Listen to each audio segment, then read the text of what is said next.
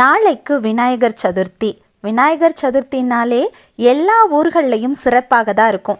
ஆனாலும் சில ஊர்களில் ரொம்பவே சிறப்பாக இருக்கும். விநாயகருக்கே பெயர் பெற்ற சில ஊர்கள் தமிழ்நாட்டில் எங்கெல்லாம் இருக்குன்னு நம்ம பார்க்கலாம்.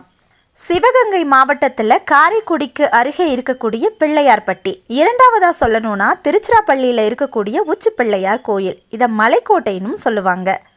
மூன்றாவது கோயில் சென்னையில் மணக்குள விநாயகர் கோயில், பாண்டி பஜாருக்கு அருகில் தான் இது இருக்குது.